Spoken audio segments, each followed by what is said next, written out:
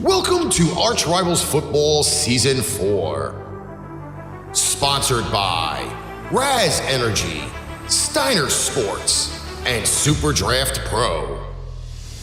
Here is your starting lineup for Season 4. Number 20, Darnell, the Playmaker, Sallins. Number 96, Alex, the Bear Man, Al-Kazzaz. And number 69, Ricky, the Master of Mayhem, Litwinkowich. Kickoff is starting in 5, 4, 3, 2, 1.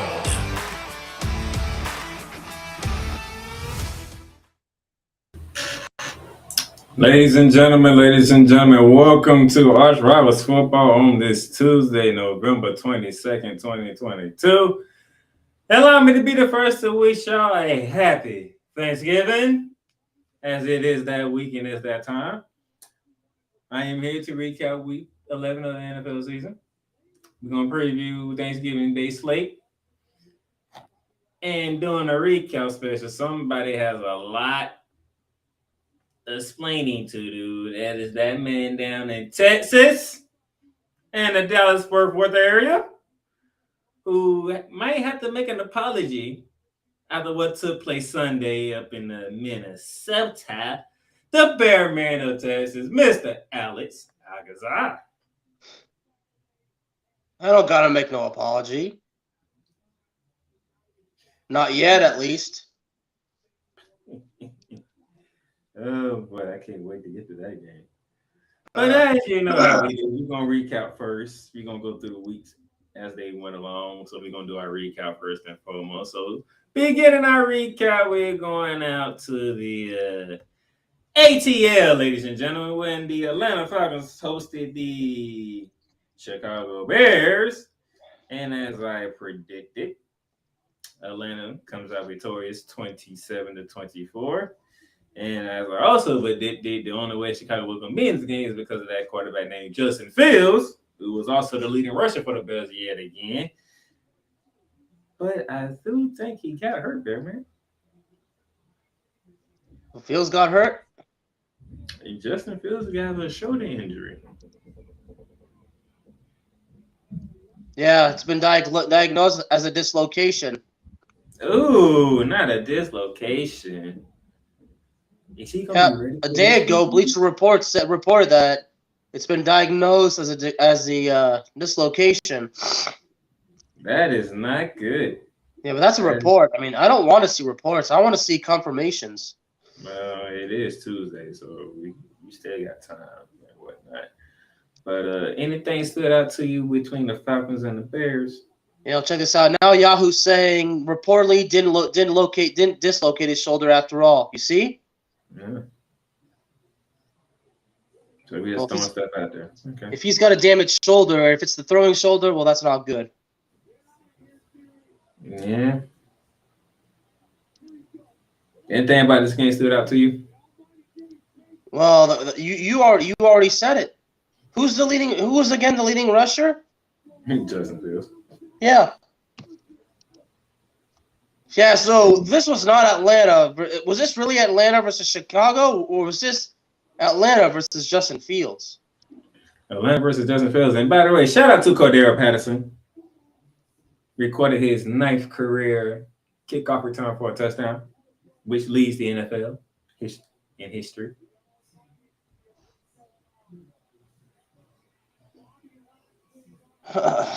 Moving on. A game that was supposed to take place in Buffalo, but we had a snowstorm or blizzard, whichever one you want to use. It don't matter. It was too much snow for them to play in. Mother Nature had different plans. This game got moved to Detroit, Michigan at Ford Field as the Cleveland Browns met the Buffalo Bills. And the Bills really dominated this game. This game didn't get close into the fourth quarter, but by then it was too late. So Buffalo 31, Cleveland 23. Buffalo moves to 7-3. on the season. Josh Allen, 18 for 27, 197 yards, 1 touchdown. David Singletary, the leading rusher. Not Josh Allen. David Singletary was the leading rusher. 18 carries, 86 yards, and a touchdown. Well, so much for that injury. It doesn't seem that Josh Allen was suffering any ill effects.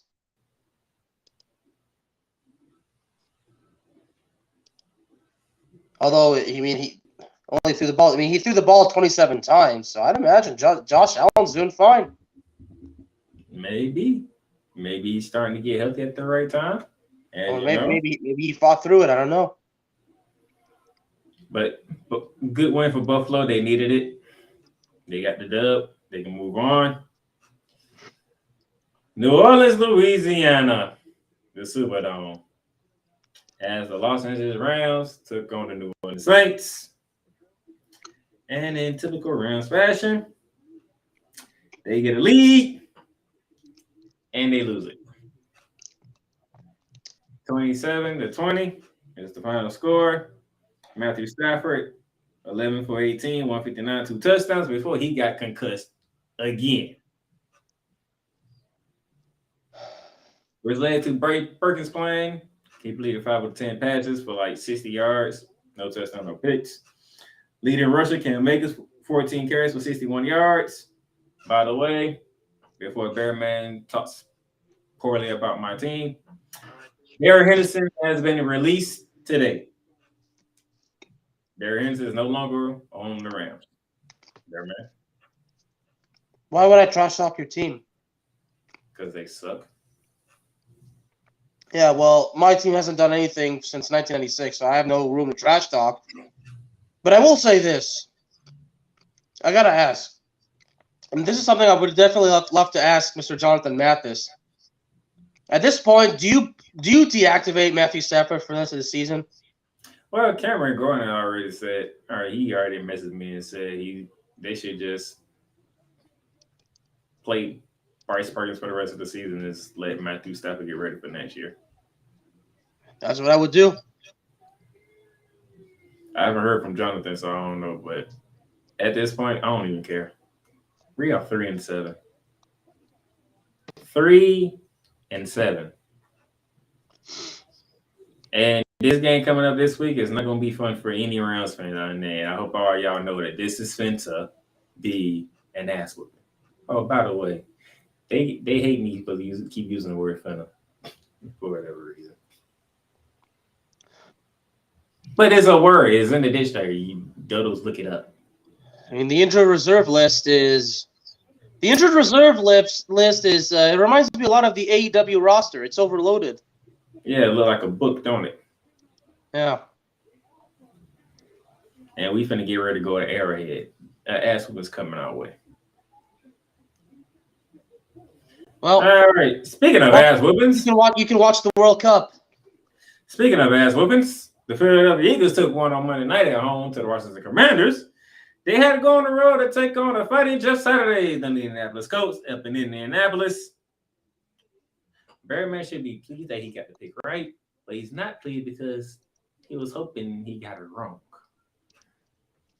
Last second touchdown drive by Jalen Hurts gives the Eagles a 17-16 win over the Indianapolis Colts. They moved to 9-1 on the season, dropping the Colts to 4-6-1. Jeff Saturday suffered his first loss as a professional NFL head coach.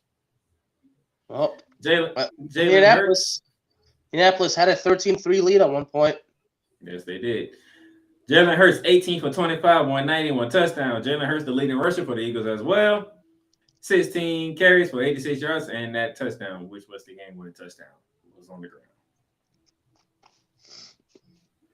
Yeah, one job, Colts. You couldn't get it done. You ain't even picked them. I picked them. Yeah, well, I was hoping they would get it done, and they didn't. Jonathan Taylor, 22 carries, 84 yards, 1 touchdown. Matt Ryan got his job back, 23 for 32, 213. As we move right along through what took place in Week 11, boy.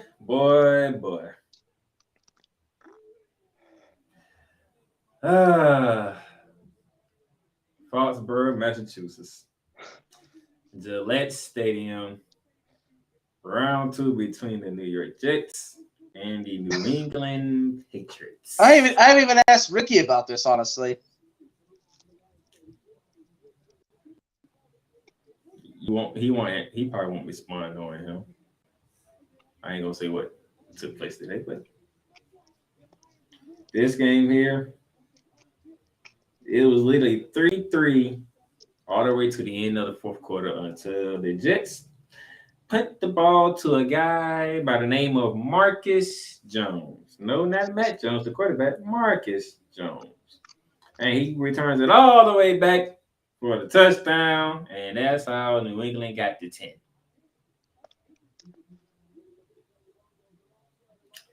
Matt Jones, 23 for 27, 246. That is it. Damien Harris, the leading rusher.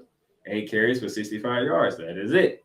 Leading receiver, Ramon Stevenson, 6 catches for 56 yards. For the Jets, Zach Wilson, 9 for 22, 77 yards. Leading rusher, Zach Wilson, 3 carries, 26 yards. Bearman, do you know how many yards the Jets had in the entire second half? I mean, the entire second half. I know they had 103 yards in the entire game. 2 of those came in the second half. How many? 2. Just 2. 2. 2 yards in the second half? 2 yards in the second half.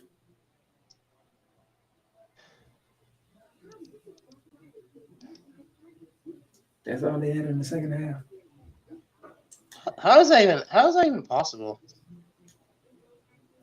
The Jets proved to be possible. Only 2 yards in the second half. Oh,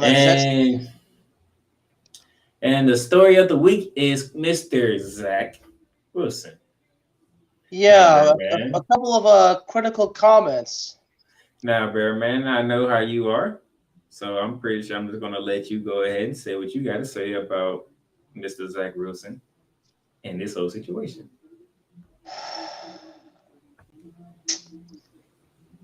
You always got to. You can never really go against. You can't make that risk of going against your teammates. And now, right now, ESPN said that Robert Saleh won't commit to Zach Wilson as quarterback on Sunday.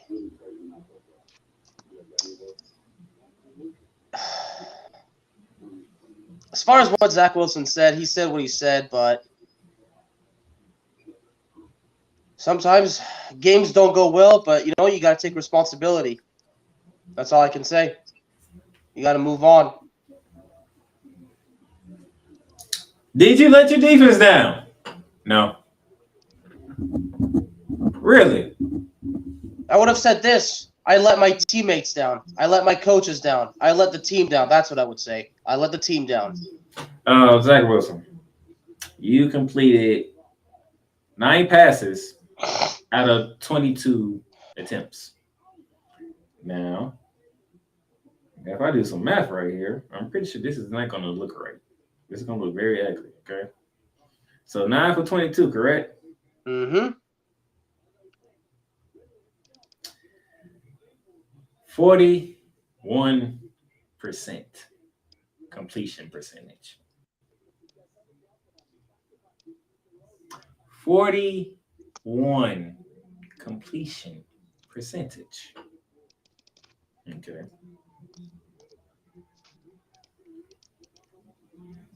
What happened during the first meeting that y'all faced off was week 8. What was it? Week 8? When the Patriots came to MetLife Stadium and beat you 22-17. How did you look then? 20 for 41, 355, 2 touchdowns, but you threw 3 picks. 3 picks. You threw 3 picks.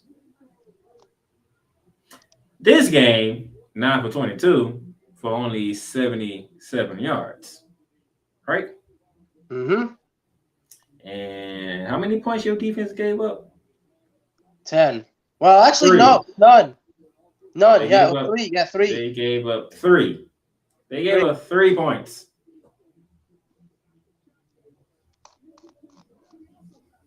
So in giving up 3 points, you feel you didn't let your defense down?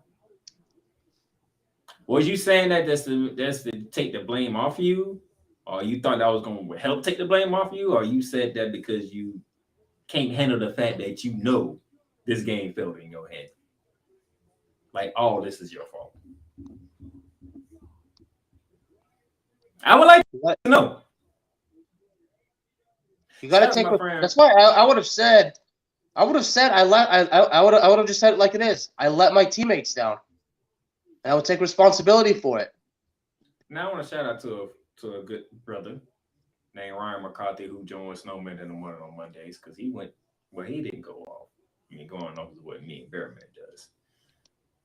But let's just say, in a very nice way, Bearman, he went off. Let's put it like that. He went off in a nice way. He's not one of the guys that yells and shouts and all that stuff like we do, right? He just says it like it is and leave it like that. Stephen A. went off on you. Dan Orlovsky went off on you. Michael Irvin is worried about you. You're not looking good, Zach Wilson. Who else knows what they said on NFL Network or on Fox or on CBS? But yeah, you need to shoulder this one, sir. You have to shoulder this one because that was terrible. And speaking of terrible, which is involving the other New York team, which Bearman probably smiling at right now, because the New York Giants were home at Life Stadium. And somehow, some way, got selected by the Detroit Lions. Yeah, that was a surprise. Detroit had a 17-6 lead and didn't look back. Jared Goff, 17 for 26, 165. That is it. Nothing more. Saquon Barkley, 15 carries for just 22 yards. Daniel Jones was the leading rusher. 7 carries, 50 yards, and a touchdown. Of course, he's the leading passer with 27 completions out of 44 attempts, 341, 1 touchdown, and 2 picks. But Jamal Williams had not 1, not 2, but 3 touchdowns.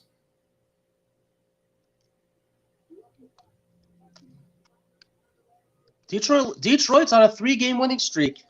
And Detroit's on a 3-game winning streak. Giants fall to 7-3. The Detroit Lions moved to 4-6, which is a better record than my Rams. And Detroit can still make the playoffs. And you know what's worse about it? You know what worse about that is? What? Guess who has our first round pick? The Detroit Lions. It's not yours anymore. The Detroit Lions have our first round pick. So Detroit's going to get a top 10, top 5 pick from us. And whatever pick they're going to get for their own damn selves. Detroit has 2 first round picks coming up in this draft. Y'all better be careful. From MetLife Stadium to the big crab cake at MTT Bank Field in Baltimore, Maryland, as the Baltimore Ravens hosted the Carolina Panthers. It was the battle of Lamar Jackson versus Baker Mayfield. Battle of the Heismans. This game, a little similarity to a certain Super Bowl. Shut up. Hey, it wasn't a good day for me, too. Imagine taking 20 pizza delivery orders and only getting tipped 7 times. Stop bringing up bad memories. It was a bad season. It was a bad memory for me as well. Hey, but you ain't the team that was the number 1 offense in the league getting held to 3 points in a damn Super Bowl. Hey, you beat my team on the way there. That 2 guys with 100 rushing yards. Yeah, I know. Yeah. Still. So it's not really bad memory for you. So we have Lamar Jackson versus Baker Mayfield. And we had no passing touchdowns whatsoever. Baker Mayfield 21 for 33, 196, 2 interceptions. Lamar 3, 209, and an interception. Did we forget how to throw touchdown passes? Apparently. That's Baker, though. Apparently, we forgot how to run, too, because Deontay Foreman, 11 carries, 24 yards. Kenyon Drake, 10 carries, 46 yards. Panthers don't know how to play football. What kind of game was this? Okay. What kind of game was I looking at here? A game that nobody really gives a damn about. If we're being honest. So the Baltimore Ravens can muster up 308 total yards of offense, but only can get 13 points. You ran for 115 yards. You passed for 193. You can only muster up 13 points against the Carolina Panthers. Well, if the offense sputters, I mean, I wouldn't know all about that. That's what the Cowboys are notorious for. Sputtering offense. But Lamar Jackson wants a fully guaranteed contract, though. Which, by the way, the NFL Players Association is suing the NFL for stopping players from getting fully guaranteed contracts. But why should the Baltimore Ravens give Lamar Jackson a fully guaranteed contract when the performance is like this? Well, correct me if I'm wrong. Didn't the Ravens offer him a deal already that was more than reasonable? And well, let's start right there. Didn't they recently offer him right before the deadline a massive deal that was beyond reasonable? It wasn't fully guaranteed. Still, because of that right there, that makes it reasonable. He said no. Fully guaranteed is the operative words in this whole thing. Okay. So that happens in Baltimore. And then we get to Houston, Texas, where the Houston Texans continue to be a whatever word Bellman wants to use at this moment in time. Against the Washington Commanders, who are all of a sudden a team you need to be reckoning with if you're in the NFC East to be specifically. As the Commanders win 23-10, they move to 6-5 on the season.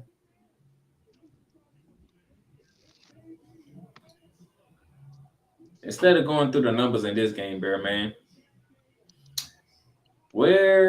how do you feel about the Commanders now as they are starting to win with Taylor Heineke at quarterback? Heineke should have been the starter from the beginning. Never should have gone Carson Wentz. Never. Do you have any worries about the Commanders now? Because I don't think y'all haven't played them yet. No, we did. So we already played them. We already played them at home. Played them at home. So you got to go to DC. Ooh, how you feel about that game in DC? We'll see how the situation is by then. If the Cowboys have a playoff spot by then who the hell cares? But right now, the NFC East is not the least no more. Nope, that's gone. Definitely not the least no more. I would say that. And can't believe I said that live on air. Good gracious. What happened to the NFL that I knew and grew up? All right, our 4 o'clock slate begin at the Mile High. Good gracious. That was the Denver Broncos hosting the Las Vegas Raiders. And round 2 of this matchup. Is it me or did round 2 look as similar to round 1? No, it did.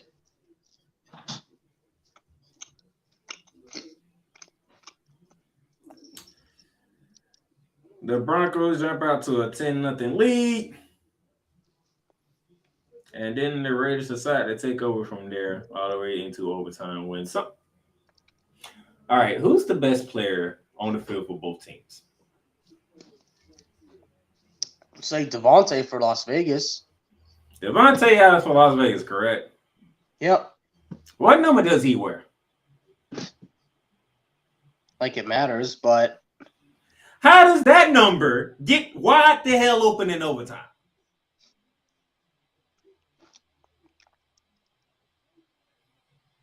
Somebody explain that to me. The best player on the field is uncovered for a walk-off touchdown.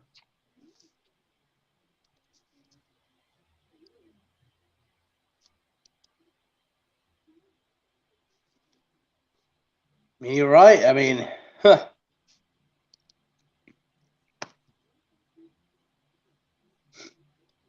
You see, there's no logical response. That's why the world is silent. Now, here's the other thing. Melvin Gordon got his pink slip today as well.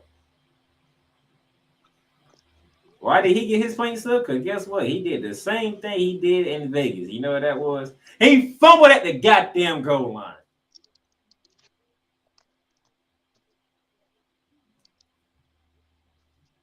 Melvin Gordon. How do you fumble? How do you continuously fumble the ball at the goal line? That's what I'm trying to figure out. Is he just too unlucky, or am I just being too nice right now? You bet. He did the same thing against Vegas and when it was in Vegas. Exactly. He fumbled at the damn goal line.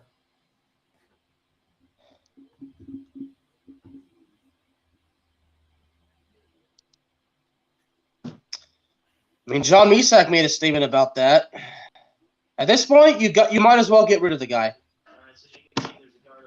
So he got his pink slip. He was released today. So, oh boy. Both the Raiders and the Broncos both come in at 3-7 after what took place yesterday at Mile High. From Mile High, we go to the Steel City where the Pittsburgh Steelers got round 2 with the Cincinnati Bengals. Even though Joe Burrow still did the same thing he did in the opening against the Pittsburgh Steelers, he damn sure made sure it wasn't an L on this one, damn it. 24 for 39, 355, 4 touchdowns and 2 picks. Kenny Pickett got the start on this one, and when opening of the season, it was Mitchell Trubisky. Kenny Pickett was 25 for 42, 265 on the touchdown. Najee Harris, 20 carries, 90 yards, 2 touchdowns. T. Higgins had a great day, 9 catches for 180 yards for Cincinnati. Joy Pickens from the University of Georgia, 4 catches, 83 yards and a touchdown. Joe Mixon went down with a neck injury, but it could be a concussion as well. So Jermaine P. had to step in. He had a couple of touchdowns through the air. And the Bengals walked out of Pittsburgh with a 37-30 victory. One sooner relieves the other. Cincinnati leads Pittsburgh 6-4 on the season, and it has a wild card spot currently as of right now. Anything for the Cincinnati Bengals, Bear Man?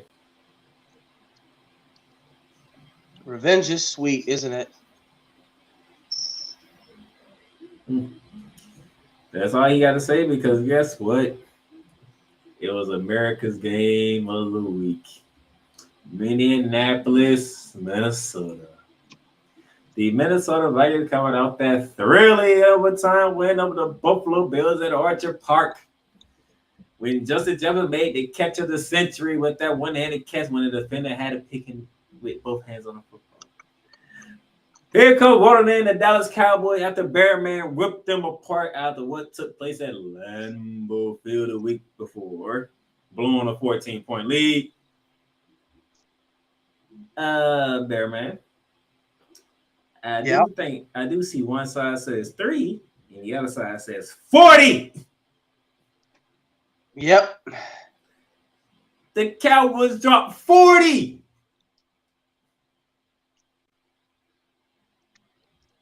They did exactly what I said that Minnesota would do. So when I wrote my recap, you know what I called this game?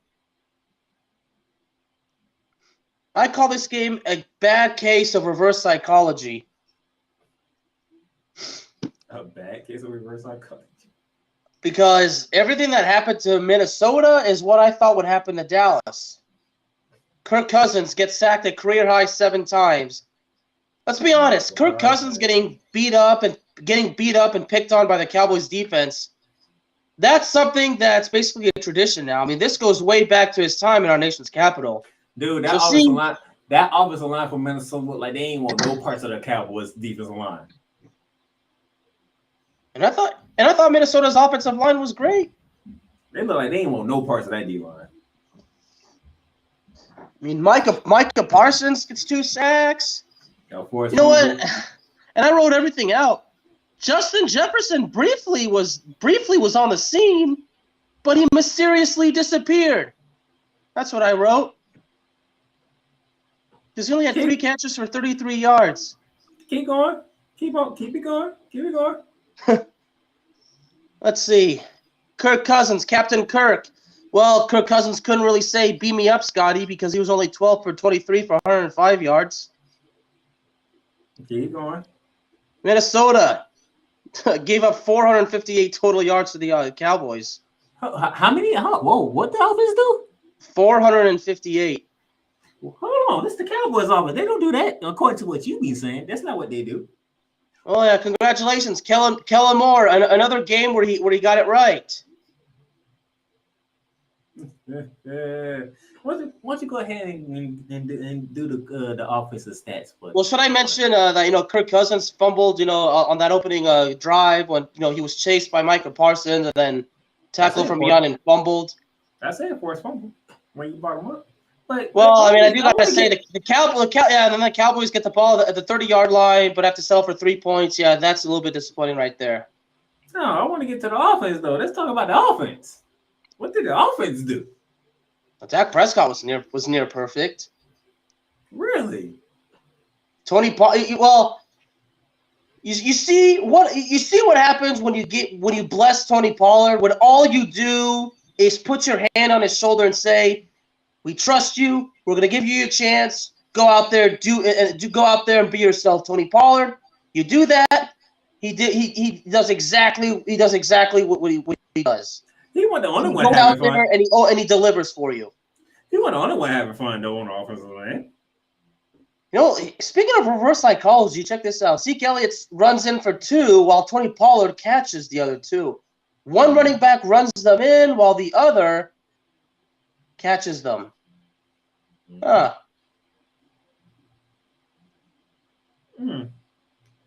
Well, I mean, there was a game briefly. There was a game briefly when Minnesota tied the game with 3 points, and after that, it kind of went down.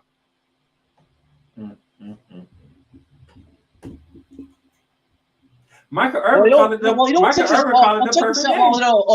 You want to talk about a stat? Check this out. And before I say, you want to know who I learned this particular important fact from? Take a wild guess while I pull it up.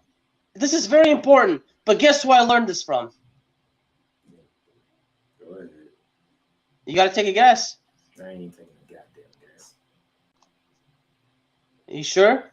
Yeah, I'm positive. It was Skip Bayless. That he reminds us that last year, the Cowboys held Justin Jefferson to just 2 catches for 21 yards, and this time it was only 3 catches for 33.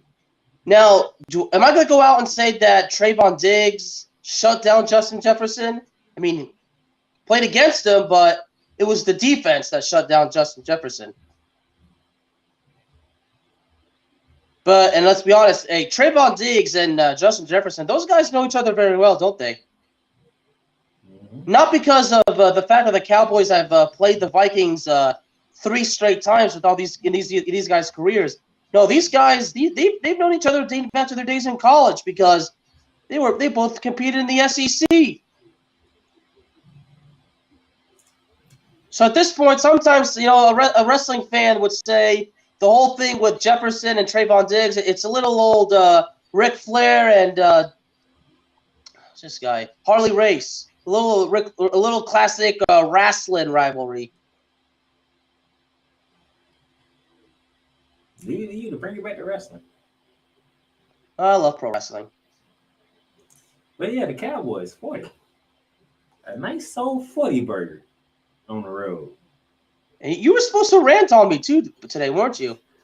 And Oh yeah, let me guess. I'm not worth it, am I? This is what happens when I tell him to go one way. He doesn't want to go that way. He would try to go the same way I go, and it comes back to bite him in the ass. You want me? I told him to go with the Cowboys. He didn't want to listen to me, and the Cowboys put an ass whooping on the Minnesota Vikings in Minnesota, by the way. That's twice I told you to pick a team to go against. Matter of fact, this the Vikings twice I told you to pick against. Are you going to do that the same thing for the game on Thanksgiving? I ain't got that yet. But I have told you to go against the Vikings twice. You have not, and you failed both times. Miserably. I told you to do it when they played Philly. It was a Monday night game, and it's Kirk Cousins. You ain't want to do it. Philly shut them down. Told you I told you Saturday. With your Cowboys. You ain't want to do it. Cowboys dropped 40 on them. Yeah, because this was a primetime game, right? America's game of the week. I mean, come on, hey, 40-3. Wait, you talk like you saw this coming. I had every right to pick the Cowboys. Yeah, okay, I'm not saying that. No, it's almost as if you saw this result coming. You saw Dallas winning the way they did. Dude, when you can go in there on a Thursday night with a backup quarterback called Cooper Rush and beat the Minnesota Vikings in a primetime game, that told me right there, okay. Minnesota is not the team they were last year. They have a new coach, and the situation is different. What does that score tell you? It tells me that the Minnesota Vikings, obviously, there's a lot of problems. Maybe the Cowboys got their act together. Maybe Minnesota just had a bad day. Maybe Minnesota was arrogant. I don't know. That's 40. Or maybe somebody, again, I have to remind myself that the Cowboys have a long traditional history of picking on Kirk Cousins. And this goes back to this time when he was in Washington. So I guess I do have a certain question for a certain. Well, so you said that, and all that did not even lead you to beat the Cowboys. Hey, you know what? It's not over between. It might not be over between these two. There could be there might be a rematch in the playoffs. Oh look, Kirk Cousins is gonna get murdered. Oh, and now you're already okay. Kirk Cousins is gonna get murdered. Jesus All Christ. right. Did you watch this game, by the way? Yes, I did before I went to work. That game was in the afternoon. Wait, did you work at night? Mm-hmm. Wait, you worked the graveyard shift? No, actually, I opened the weekend. So when I came home in time for this game. Oh, okay, so you watched it after work. I watched it after work. I watched the ass whooping take place, and they had to, and you know how bad it was. This Cowboys, the Americans team, right? Beating them so bad, they switched to the Pittsburgh-Cincinnati game. Yeah, how dare they? But let me guess. So as the Cowboys were beating them down, I was on your mind the whole time, wasn't I? I was laughing my ass off. Did you the same? I was gonna message you, but I was like, no, I'm gonna wait till Tuesday. I'm not gonna miss. I'm gonna wait till Tuesday. No, I would have gladly responded. I know you would have, but it would have took. I would have simply asked, "You want to buy me a beer?" No, this would have took this out the equation though, because now you had to wait, and you knew what was coming. You knew it was coming. Well, I did have a job interview the next day. And speaking of knowing it was coming, which actually went very good. Sunday night football. SoFi Stadium, Los Angeles, California. The LA Chargers hosting the Kansas City Chiefs in round 2 of their matchup for this season. These two met back in week 2 on Thursday night in Arrowhead, and that game ended in a similar fashion. And we got to see it all over again on Sunday Night Football.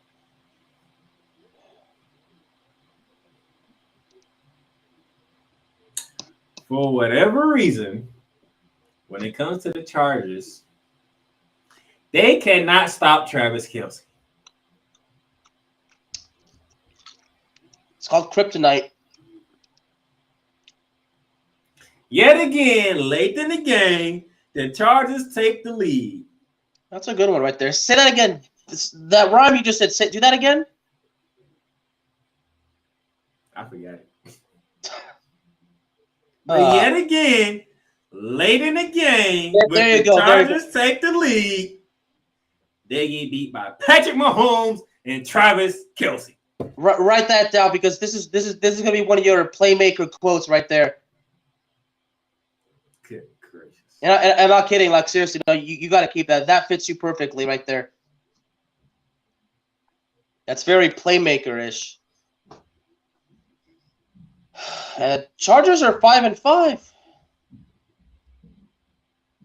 This makes us both look bad because you picked the Chargers to win that division. I picked Las Vegas. I'm in the worst situation, but at the end of the day, we both didn't get it right.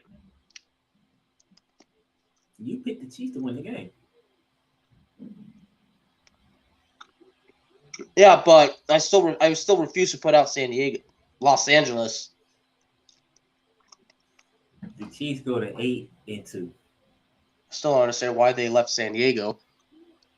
Because they know how to beat the damn Chargers. When the Chargers don't know how to beat the Chiefs.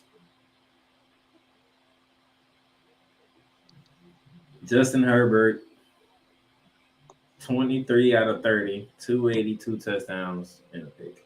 Patrick Mahomes, 20 for 34, 329, 3 touchdowns. Oh, by the way, guess what all 3 touchdowns went to? Just take a guess. I know. Just take a guess. I know. Who caught all 3 touchdowns? Travis Kelce. The same guy that you just said that they can't stop. Oh, for the Chargers. Guess who caught both touchdown passes for the Chargers? Joshua Palmer. Yeah. The same guy that emerged once all of a sudden out of nowhere. Damn. Brandon Staley and damn you. Why you can't beat the damn Chiefs?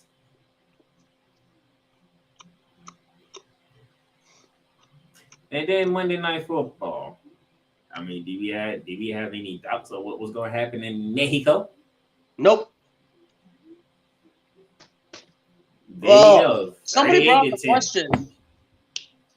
Is it? I mean, Jonathan Mathis. I got this through Jonathan Mathis because he was actually pretty annoyed that he saw this. But are the Cardinals now immediately regretting what they gave Kyler Murray?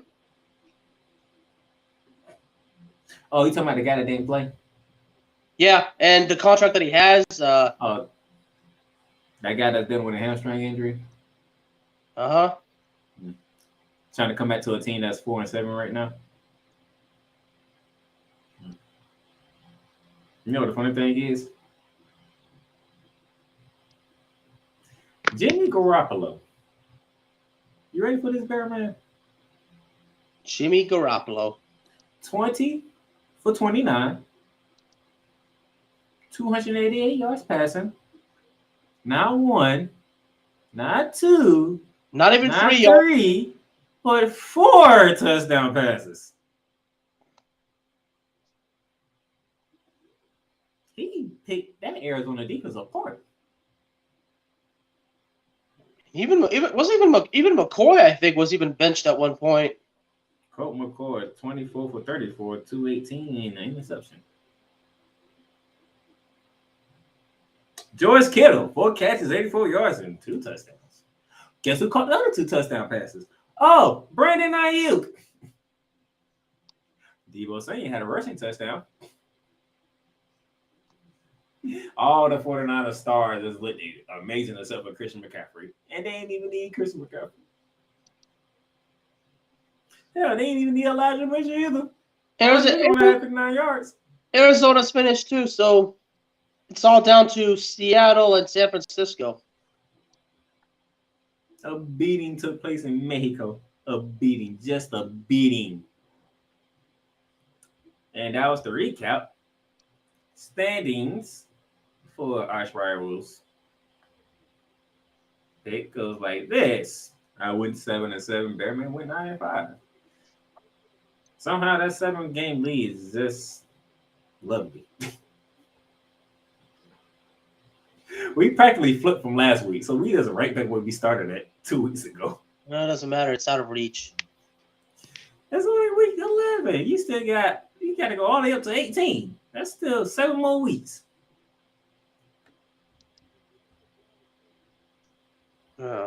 Swell. Now, when we do Bear Down the Gridiron tomorrow, that's a whole different story. Because I actually gave you a game and you still couldn't take advantage of it. But I'll say that for tomorrow. Playmakers of the week. You ready for this, Bear Man? Because I got a feeling you might drop your head on this one. Bring them on. Let's see. We have Tony Pollard of the Dallas Cowboys. With 15 carries, 80 yards rushing, 6 catches, 109 yards receiving, and 2 touchdowns. And then on the bottom is Travis Kelce, 6 catches, 115, and 3 touchdowns. You didn't think I was going to have a cowboy on here, did you?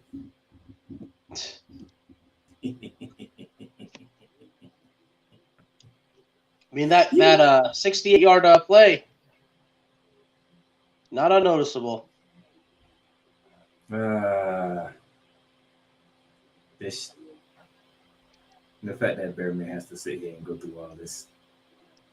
No, you like it. I know you do. I damn sure do. I get to pick on you for one because you always trying to talk bad about the Cowboys, and I'm like, look what they playing. Tell you what, if the Cowboys can beat the Giants, then I'll shut up. Ooh, interesting. Because guess what? We're going to take a break right here because when we come back, we are going Turkey Day. Gobble, gobble, gobble. We'll be right back. Paint Train Pipe Bomb Productions and the Playmakers blog are now both partnered with Fanatics. Fanatics is now your new home for all fan merchandise. From the MLB, the NFL, the NBA, the NHL, MLS, NASCAR, WWE, international soccer leagues, and golf. Check out the links below for everyday deals on Fanatics.com.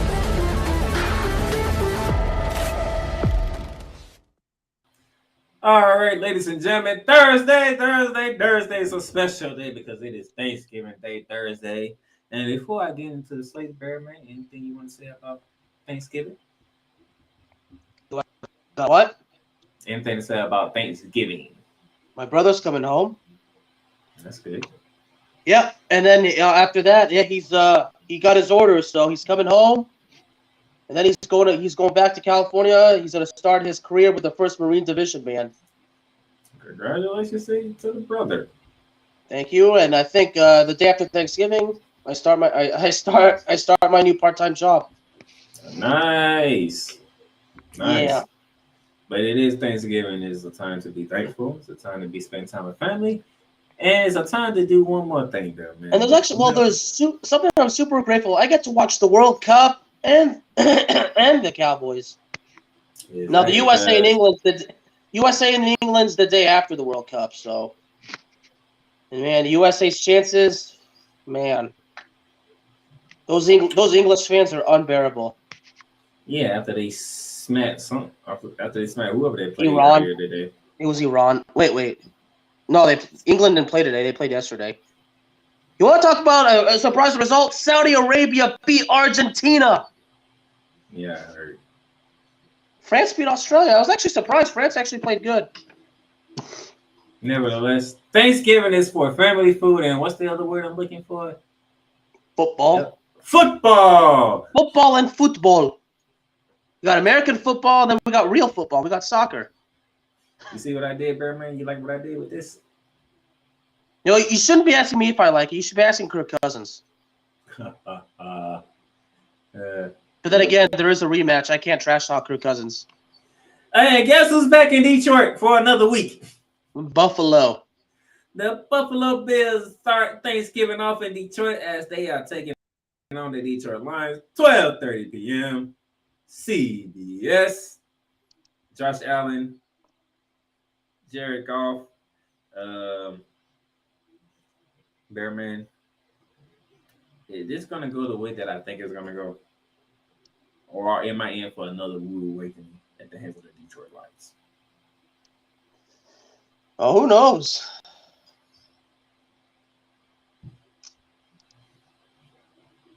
Vegas has Bills at 9.5. ESPN is giving Buffalo 82.7. We could definitely see an offensive shootout. There's definitely a chance. Hell no. I'm going Buffalo. I mean, I'm going Buffalo too, but Detroit could still put up a fight. I'm going Buffalo in a row. Buffalo beat them by 14. Game 2, ladies and gentlemen. The game of the day for Thanksgiving. 4:30 p.m. Fox. Arlington, Texas. AT&T Stadium. It is the rematch. And it is the rivalry. The New York Football Giants, 7-3, taking on the Dallas Cowboys, 7-3. The battle for second place goes down at AT&T Stadium. Bearman, before you go. We have another game that's 9.5. This one is for them boys. Let me see what ESPN say. ESPN is saying 87.2% for them boys.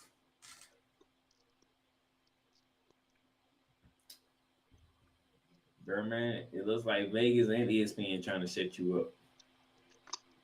Oh, you think?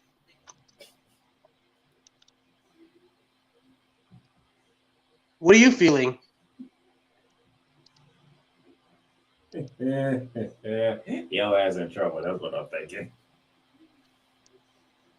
For the first time in I can't remember how long, the Cowboys will win on Thanksgiving for once.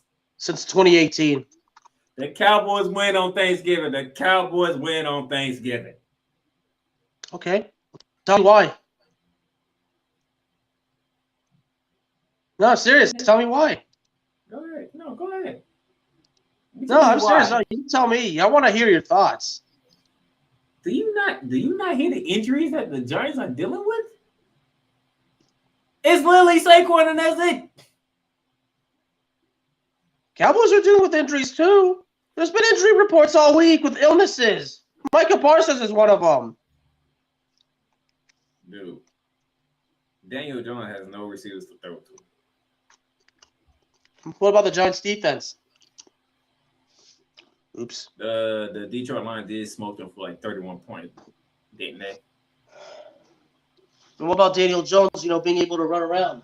And we did just see the Cowboys put up a 40 burger on our damn road. The only way the Cowboys lose this game, it will be because of Kellen goddamn Moore.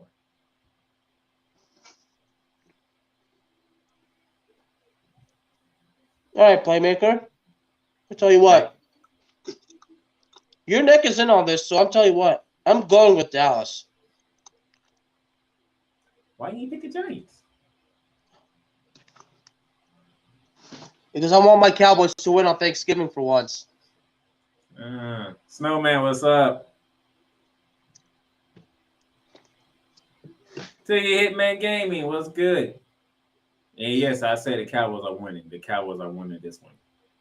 And if Steve Marvin is watching somewhere in the background, I'm sorry, but I'm picking the Cowboys.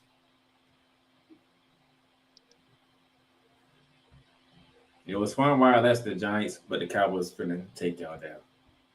The fall of the Giants has begun. You shouldn't have lost to the damn Lions. Since you lost to the damn Lions, now I know the Cowboys gonna take it. Because all I gotta do is report the same game plan they did against Minnesota. Use both of your damn running backs. That's it.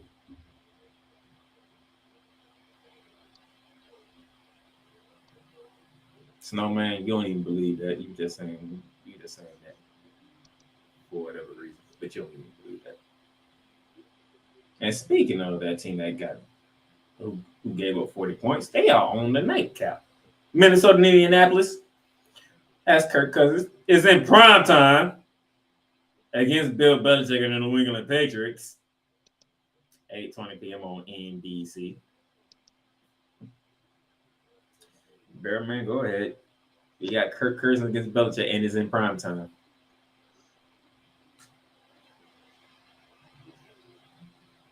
How can if they got Dalvin Cook, Jefferson, and everybody out? The question is, how could they lose to this average Patriots team? But what we saw last week.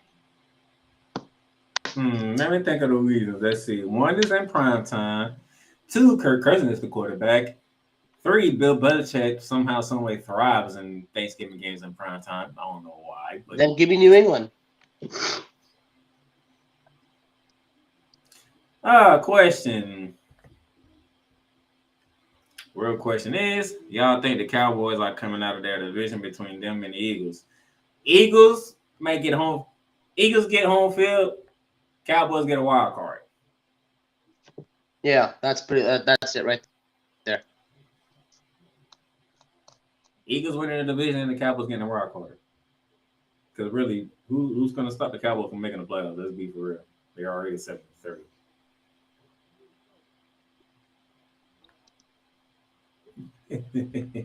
This is what Brian played.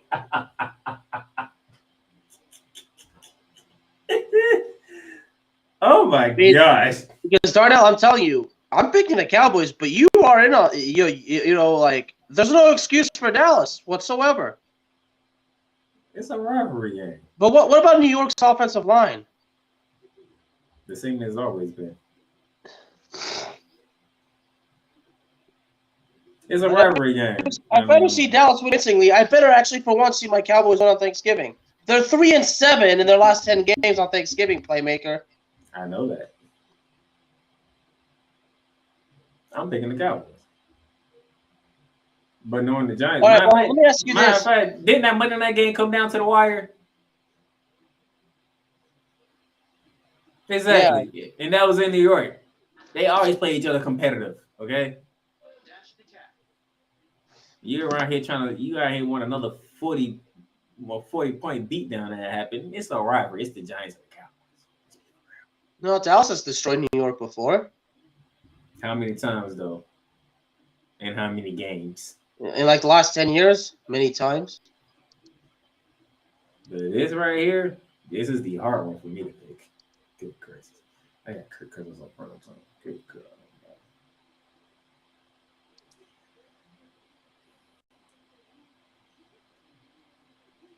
I'm going to pick Minnesota.